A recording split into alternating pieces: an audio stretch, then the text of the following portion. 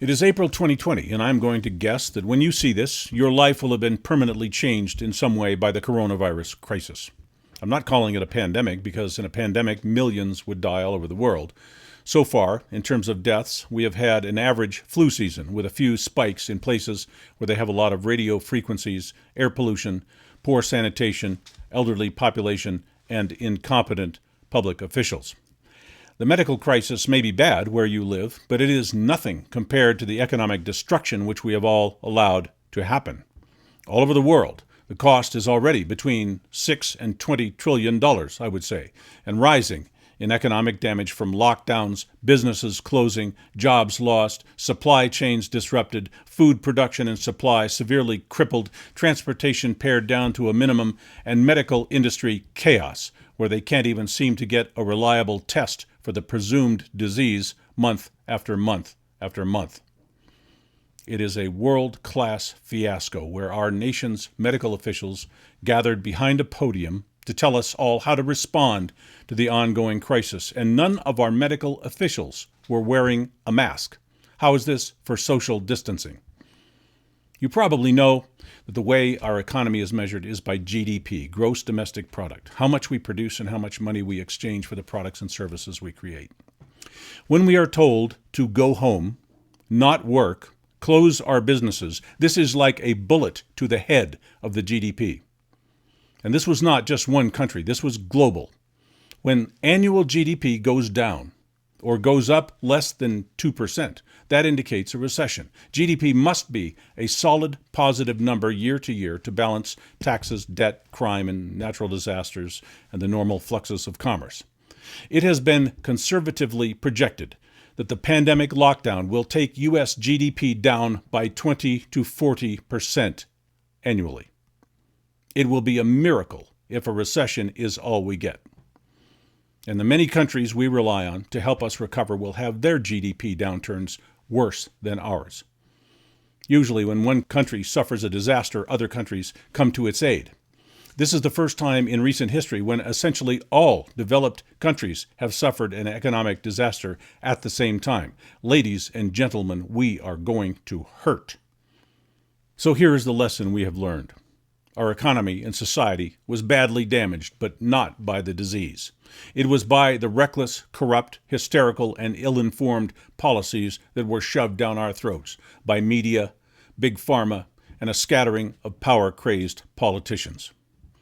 Social isolation, masks, lockdowns, slamming commerce to a halt globally in a span of barely a week in late March. This is, by any definition, the kind of black swan event which certain financial advisors have been predicting for years because our global economy was so fragile before the coronavirus dog and pony show.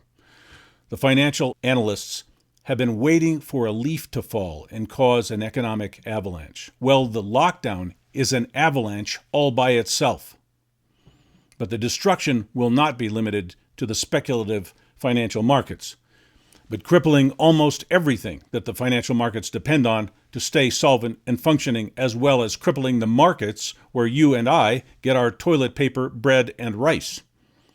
So it is clear that coronavirus, which is roughly equivalent to an average flu season, is a minor contributor to the global economic catastrophe that will result from the lockdown of people, businesses, government, and trade, which all have economic consequences far beyond the disease itself. But ironically, what has caused massive damage to our global economy was us. It was our belief in the hype and the hysteria and our compliance with the ridiculous and unnecessary behavioral dictates coming from people who seem to know nothing about either medicine or economics. Mayors, governors, and our presidential advisors, the president himself, told us to do things we knew would cause damage to ourselves and our communities.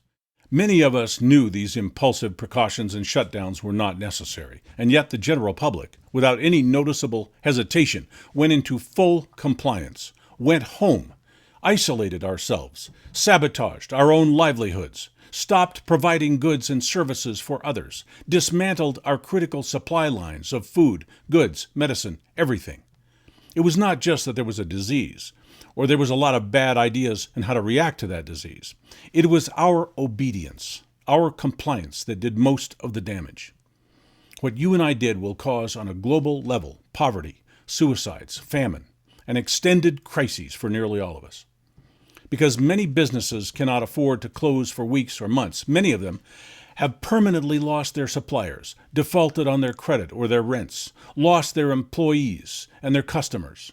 Farmers have thrown away millions of pounds of food because restaurants were closed, and grocery stores running out of everything we need because that restaurant food could not be redirected to the grocery stores in time. Too much food over here, not enough food over there, massive waste, inefficiency, mismanagement on a worldwide scale, complete idiocy in policy. You and I supported these policies as if our media and our politicians knew what they were doing. We did this to ourselves. We listened to career public servants who have no business commanding people around. In fact, no authority to do so. Their job is to give us information and let us find our own solutions. But oh no, we need central planners. At least that's what the central planners tell us. They had to become little dictators, threatening to shut off our utilities if we did not close our businesses, threatening to arrest us if we did not self-quarantine for no apparent reason, telling us to report each other to them if someone did not obey the commands of our stooge officials who literally led us off a cliff in their ignorance and ego-driven zeal. We failed ourselves by listening to fools talking to us like we were fools. We must not let that happen again. We have to use our common sense. We have to find our own local solutions and tune out from the ivory tower gang. We have to be responsible for ourselves, our families, our neighbors. And the last thing we need is to shut down civilization, shut down society, shut down the economic engine on which we all depend to eat, live, and survive. I don't care what kind of pandemic we're having. Society as we know it, as we need it, cannot sustain commercial lockdowns. There are too many of us to feed, too many of us who rely on the supply chains for too many things. The disruptions are catastrophic for some, deadly for others. There will be a death toll on the lockdown, especially poor countries, from famine, suicides, violence. By letting this happen, we are bringing calamity upon ourselves. Commercial society is like a bicycle. If you stop moving, you fall over and crash. You don't just perch there and start rolling again sometime later. You bruise your knee and hit your head. We have to understand that in global commercial systems, as complex as we have today, it is absolute lunacy for some poorly informed politician to step up to a microphone and call for everyone to stop what they are doing and go home. Most of us can easily exercise better judgment than our politicians have shown us, especially when it comes to our own special local circumstances, our own families and friends, things our politicians know nothing about. They have no idea what we need or what we can do to solve our immediate problems as long as stores are kept open and people are not prevented from gathering, helping each other, serving each other, and taking action rather than sitting around alone in our pajamas in our homes while the world disintegrates around us and we slowly run out of top ramen. Society is a massively complex thing. We all rely on each other. We rely on what we do for each other every day. Every job matters. Every supply line matters. Every store and office and business matters. There is no such thing as a non-essential job or business. That is someone's job or business, and they need it to survive.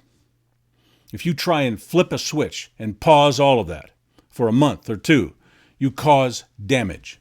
The only way to stop a freight train quickly is for the train to hit another train. It causes damage. We have damaged society at the very foundation. We are shattering the massive civic engine that fills all of our complex needs as they arise in real time, day by day. I think by now we have all realized that our civilization is more fragile than we thought. We cannot allow our politicians and bureaucrats and global chess players to mess with us in these ways. There are many people who went home from work, locked their doors, thought of how many people needed the things they would be making, the food, the products and services they could have been providing. They knew that. They knew by not working By closing their businesses, they would be hurting people. You may be one of those people who could have made this easier for others by staying on the job. But we were told there was a big, bad disease by a bunch of public officials who thought overreacting would be better for their careers. What about our careers? And many of the businesses that we depend on will never be able to reopen. A quarantine is a drastic measure. A quarantine should only be used when there is an immediate local life and death situation. Quarantining people who are not sick makes no sense whatsoever. Most of the people who went into quarantine did not have the slightest danger of catching or transmitting any disease. We will study for years to figure out how we fell for this. Entire towns were quarantined when there wasn't even one sick person in the town. There could not be a better demonstration of herd insanity. But even if people are sick, there was a much bigger disease that was causing much more harm. The disease of following nonsensical orders. The disease of believing lies and hysteria. The disease of giving up our ability to help ourselves. The disease of relying on people who had no ability to help us, telling us what to do. The disease of not thinking for ourselves. All right, we made a mistake, but have we learned anything from this? Are we going to go out now and try to rebuild what we had, try to repair the damage, and tell everyone who tries to stop us that they will not be allowed to do that? In a crisis, it is not our politicians we should be serving. It is the people around us. And we should do that any way we can find that works. Maybe we'll get the flu. We've had the flu before, and we'll have it again. Life goes on. Or at least we can try to make life go on. You can't suspend life until there is no more risk. That is not how it works. If you want to quarantine yourself, go ahead. Go ahead and do that. But do not interfere with people who are more courageous and positive than you. Do not preach to people about wearing masks and social distancing. Just go home, lie down, while the rest of us try and pull things back together in whatever way we can, hopefully without any interference. Your governor can't rebuild your business or salvage your job. As usual, that will be on us. We may be able to salvage our economy, our supply lines, our standard of living, or we may not. But either way, we are doomed if we don't get back to work, or if we ever let anything like this happen again.